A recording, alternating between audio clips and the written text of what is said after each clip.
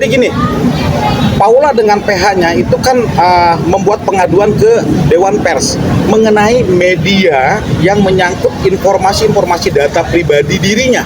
Ya, ini memang langkah yang dilakukan Paula dengan PH-nya dalam pandangan saya ini tepat.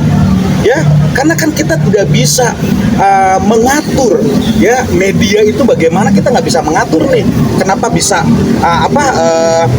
terbuka ya sampai data diri yang sifatnya ini rahasia, misalkan rekam medis Paula ini jadi orang tahu, ataupun misalkan bukti-bukti pribadi dia tahu, yang akhirnya ya langkah Paula menyampaikan pengaduan kepada Dewan Pers itu tepat. Karena begini, Dewan Pers itu akan menguji, menelaah dari pengaduan siapapun masyarakat, Mbak. Ya, apa bentuknya? Dia akan melakukan sidang kode etik terhadap media ya yang menyangkut pengaduan dari saudara Paula tadi. Ya, apakah nanti hasilnya rekomnya di take down ya, ataukah memang dia klarifikasi, misalkan itu kembali kepada pihak majelis dari Dewan Pers itu sendiri, seperti itu. Dalam konteks perlindungan data pribadi, kita sudah ada undang-undangnya, Mbak. Ya, sudah ada undang-undang perlindungan data pribadi, bahwasannya KTP saja, Mbak, itu tanpa izin pemiliknya, itu sudah kena undang-undang perlindungan data pribadi. Bayangkan ya, data diri KTP saja, Mbak minta KTP saya, lalu saya tidak izinkan, tapi Mbak ngambil ya untuk digunakan, apalagi dengan keuntungan diri secara melawan hukum, kena loh, Mbak. Apalagi ini data pribadi yang lain, Mbak, yang ini pribadi diri kita sendiri, dan itu di-blow up oleh media-media yang akhirnya jelas merugikan saudari Paula. Ya, jadi apa yang dilakukan langkah-langkah Paula menurut pandangan saya tepat dalam konteks itu. Jadi gini, kalau bicara tadi Mbaknya menanyakan soal KDRT, KDRT artinya apa? Kekerasan dalam rumah tangga. Posisi saat ini kita bicara, Paula dengan Mbak Im sudah putus bercerai. Dia bukan lagi suami istri. Jadi bukan lagi kekerasan dalam rumah tangga, karena tempusnya sudah lewat. Ya, kan begitu. Kalau memang dia merasa ya Paula itu merasa menjadi korban dari PKADRT, penghapusan kekerasan dalam rumah tangga, sudah ada undang-undangnya loh, Mbak. Ya, negara kita sudah cukup bagus dalam melindungi perempuan dan anak di Indonesia, kan gitu. Apakah ini terjadi tempusnya waktu dia masih rumah tangga? Kenapa dia tidak lakukan upaya hukum saat itu? Ini bukan pertanyaan nih bagi saya secara pribadi loh, ya, dan mungkin juga masyarakat. Kenapa? Kalau memang merasa ada KDRT waktu dia masih berumah tangga. KDRT itu ada dua, Mbak. Kekerasan dalam psikis, ya, ataupun kekerasan dalam fisik. Seharusnya kalau dia merasa ada psikis yang dilakukan oleh suaminya dulu, dia langsung aja lapor ke UPA, ya, unit perlindungan perempuan anak di Polres setempat, selesai dong. Kalau dia mengadukan kepada Komnas Perempuan, apa maksud ini? Kemana bola ini arahnya? Ya, karena sudah lewat ini tempusnya, waktu kejadiannya lewat, kan gitu. Komnas Perempuan itu nanti akan mengeluarkan rekom namanya, Mbak. Rekom itu akan dikembalikan kepada siapa? Kepada institusi yang terkait, biasanya aparatur hukum. Sekarang ini sudah lewat tempusnya. Ini juga jadi perhatian kita nih, apa arahnya kalau untuk konteks ini ya dalam pandangan saya pikir agak berlebihan gitu loh, Mbak, untuk konteks yang dia mengadukan KDRT ke Komnas Perempuan seperti itu. Bisa dibilang Iya dong, benar loh, Mbak. Sekarang kalau dia merasa ada PKDRT waktu dia rumah tangga, kan selesai, dia bisa ngadukan. Ya, dia bisa cari lawyer untuk meminta konsul hukum apa yang dia alami selama dia berumah tangga, kan bisa lakukan upaya hukum. Hukum ini kan bertahap, Mbak. Ada somasi lah, ada konsulnya, ada mediasi, kan begitu. Sampai upaya hukum, bahasa dalam proses hukum pidana ultimum remedium. Itu upaya terakhir untuk menghukum seseorang pidana. Kan itu ada tahapannya. Kenapa itu tidak dilakukan saat masih Paula statusnya istri dari saudara Mbak Imo? Gitu. Bang, tidak akan. Ya, kalau kita bicara politik, ya, ini berubah peta politik, gitu kan? Tentunya pasti berubah. Ya, kenapa? Alasan masing-masing pihak.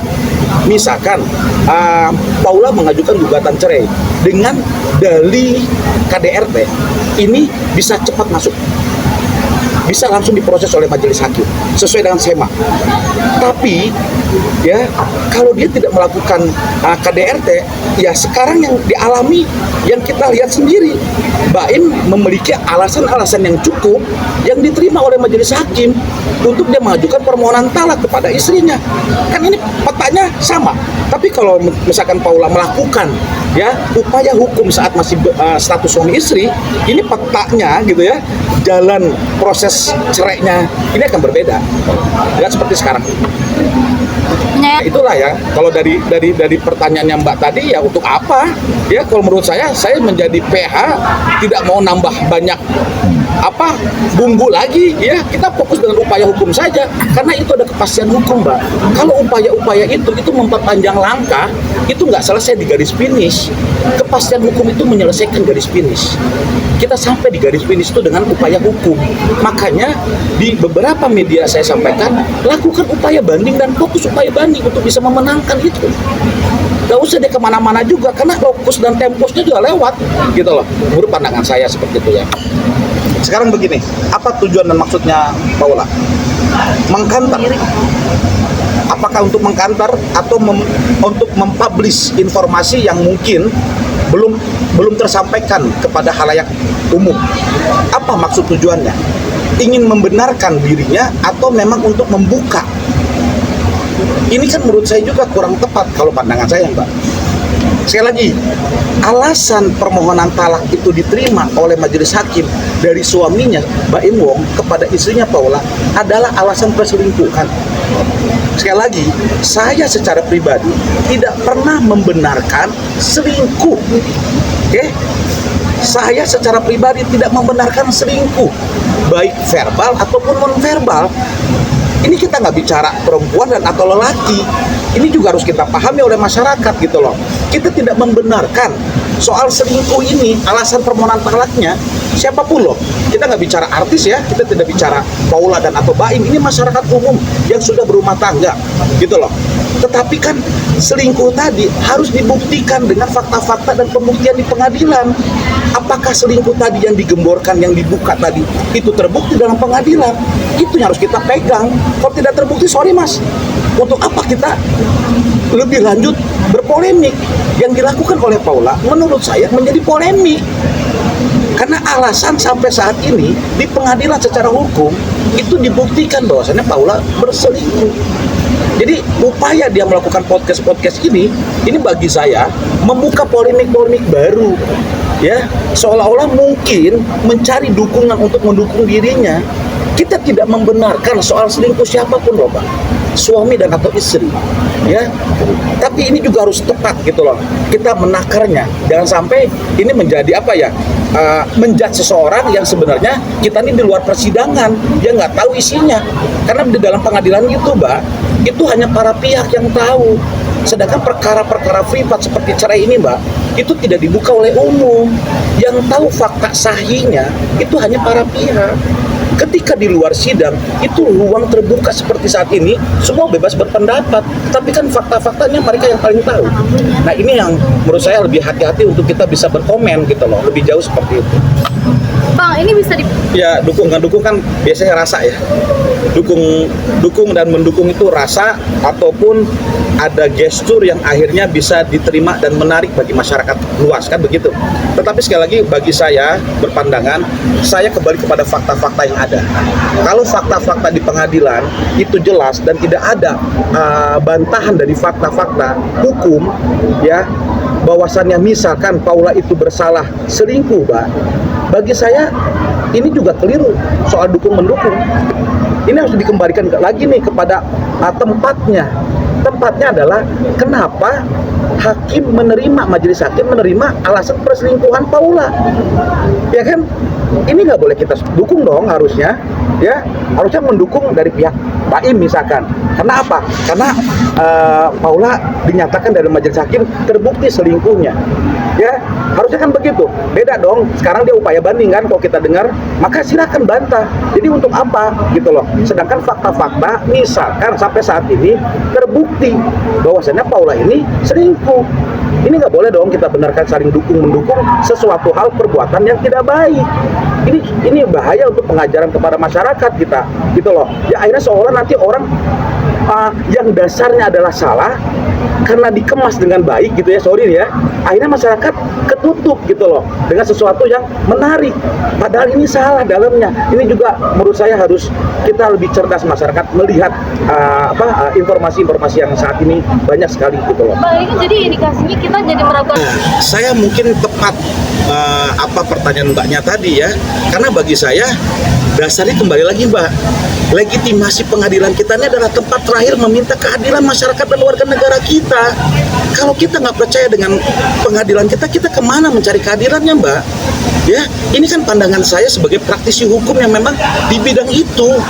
Kami mencari keadilan bagi klien-klien kami, masyarakat umum loh, bermacam status ekonomi sosial, gitu kan, ras dan sebagainya. Ini kan kemana kita mencari keadilan? Ini ke pengadilan Mbak. Kalau kita tidak lagi percaya atas hasil keputusan, tidak menghormati, kenapa? Ketika kita tidak setuju dengan keputusan itu, kan ada upaya hukum banding Mbak. Ada upaya hukum lainnya, banding kasasi PK misalkan, kan seperti itu.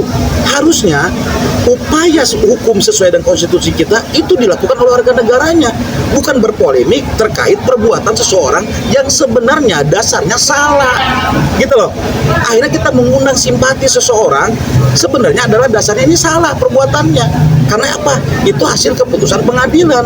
Pertanyaan kita, apakah dengan dasar perbuatan salah seseorang atas keputusan pengadilan, manusia-manusia atau masyarakat umum menilai orang itu benar? Ini juga keliru kalau menurut saya. Lalu siapa lagi bukan masyarakat untuk bisa menghormati semua putusan pengadilan? Karena kalau kita nggak setuju Mbak, nggak apa-apa. Kita kan punya upaya hukum lain. Silakan banding yang merasa dirugikan, kan begitu. Silakan kasasi sampai dia merasa keadilannya tercapai, seperti itu. Menurut saya seperti itu pandangan saya. Nah, kalau saya mengacu kepada ada quote menarik yang selalu saya pakai. Setiap masalah itu tidak perlu kita jawab, karena biarkan waktu yang menjawab di sini. Terkadang dalam suatu peristiwa hidup kita masyarakat, kita kadang nggak perlu harus menyelesaikan masalah itu. Contoh, kita terkadang Mbak, kita nggak perlu mengklarifikasi masalah yang ada di diri kita. Ya, kita abaikan saja, lalu kita biarkan waktu sendiri yang akan menjawab. Itu saya buktikan dalam konteks tertentu. Maka BAIM tidak perlu lagi mengklarifikasi. Karena mungkin ya, kembali lagi saya, pandangan saya pribadi ya, semua boleh setuju dan tidak setuju, itu hak masing-masing kan gitu ya. Tapi pandangan saya, ketika BAIM merasa yakin ini adalah kebenaran material, dia memiliki fakta-fakta hukum, dia nggak perlu lagi mengklarifikasi Mbak. Dia diam saja, biarkan masyarakat, biarkan waktu yang berjalan, biarkan mungkin Tuhan yang akan memberikan penerangan terkait semua peristiwa yang dialaminya, kan gitu. Tapi bagi mungkin, sekali lagi maaf, bagi yang merasa bersalah, bagaimana mencari pembenaran, misalkan contoh ya Mbak, itu supaya dibungkus tidak bersalah. Kan ini juga nggak etis gitu loh kalau menurut saya. Sekarang maaf, kalau Paula ada kesalahan, itu wajar Mbak, karena manusia. Sekali lagi kita ini manusia yang tidak mungkin lepas dari hilaf dan salah Mbak. Apa salahnya ketika memang salah, lalu dia menyampaikan dengan kalimat-kalimat yang cerdas gitu loh, bahwasanya ya saya ada kesalahan, mungkin maaf saudara suami saya pun ada kesalahan, ya kami menerima kesalahan ini bersama-sama, ya, dan kami menerima untuk sepakat bercerai. Kan itu lebih etis gitu loh. Kenapa sih harus dimainkannya dengan cara-cara seperti ini gitu? Sangat terlalu dini ya kepada siapapun kita masyarakat untuk menilai seseorang. Ya, banyak cerita-cerita yang kita mungkin diawali dengan menilai seseorang hanya covernya saja. Ya, don't judge a book by its cover gitu kan. Jangan menilai seseorang itu dari luarnya saja. Harapan saya masyarakat dewasa lah, ya, karena era digital ini gampang sekali kita menilai Mbak. Era digital tuh gampang sekali dengan ketikan kita di Papua, orangnya di Jakarta itu gampang ngomong. Ya, kami juga mengalami ini seperti ini. Makanya kami abaikan, karena bagi kami adalah menyampaikan bukti-bukti yang cukup, menyampaikan kebenaran informasi bagi masyarakat, membantu edukasi masyarakat itu cukup. Bagi orang menilainya lain itu haknya mereka. Harapan saya dengan peristiwa seperti ini, masyarakat lebih cerdik gitu loh, lebih cerdik, lebih bisa memfilter apa informasi yang memang tepat untuk saat ini kita menilai atau tidak, dan jangan juga dengan cepat menilai seseorang tanpa kita memahami betul konteks dari berita yang ada beredar di media sosial seperti itu. Bang, terakhir Sekarang gini, kalau itu rekaman percakapan, kemudian itu rekaman CCTV, pertanyaan saya nih, itu dari mana? Bukti itu dari HP siapa? Kalau saya bicara IT nih, Mbak, karena saya menggunakan saksi ahli IT dalam perkara saya yang lain. Contoh ya, itu orang ahli IT itu tahu, Mbak, itu di mana keluarnya, dia bisa men-tracking. Kan kalau rekaman yang terjadi di media saat ini, itu kan sebenarnya rekaman yang untuk mungkin diajukan dalam pembuktian di sidang. Oleh siapa? Oleh para pihak. Yang punya ini siapa, Mbak? Kan para pihak. Oke, terakhir ditaruhnya di mana? Di pengadilan. Apakah ada oknum di tengah-tengah ini? Unos, kita nggak tahu, Mbak. Lalu tersebar di media yang akhirnya membentuk opini, menyalahkan satu orang, membenarkan satu orang. Ini keliru, Mbak, menurut saya. Karena nggak utuh yang ada. Ini kan cuplikan-cuplikan yang tidak utuh secara umum. Ini berbahaya, yang akhirnya kita menjudge satu orang dengan menjudge satu orang yang lainnya. Ini bahaya kalau menurut saya. Harapan saya, makanya Saudara Paula merasa ya adanya seperti ini di media itu kan, makanya dia mengajukan pengaduan kepada Dewan Pers agar semua menyangkut dirinya dan juga suaminya dulu itu di take down. Ya, pasti di take down, Mbak. Ini karena permintaan pengaduan Komisi Etik Dewan Pers itu pasti minta di take down oleh si pengadu tadi. Karena kan ini tersebar, Mbak. Ini bisa juga kena ITE juga nih, Undang-Undang PDP juga nih, kalau misalkan ada data dirinya gitu loh, yang menyangkut tersebar di media. Makanya harapan saya, tolong media-media juga dan atau orang-orang tertentu ini jangan asal menyampaikan atau asal menyebarkan. Ini kena konsekuensi hukum loh. Ya, apa sih motifnya? Kan ini juga harus kita gali, Mbak, gitu loh. Jadi bagi saya, kalau ada bukti-bukti rekaman ini, bagi saya ini nothing, tidak relevansi lagi, Mbak. Untuk apa kita perpanjang? Karena sudah selesai perkaranya, gitu loh. Apa yang saya sampaikan di media sebelumnya, itulah yang harus dilakukan oleh Saudara Paula. Kalau merasa putusan Pengadilan Agama Jakarta Selatan tingkat pertama itu merugikan dirinya, kalau bila mana kantor pembuktian yang dilakukan oleh pihak Paula itu tidak sesuai, Mbak, maka upaya hukum banding itu yang benar yang dilakukan oleh Paula. Ya, kita lihat saja nanti judek paksinya penerapan hukum dari memori banding Paula terkait dengan terbanding nanti Saudara Baim, apakah diterima oleh Pengadilan Tinggi Agama DKI Jakarta?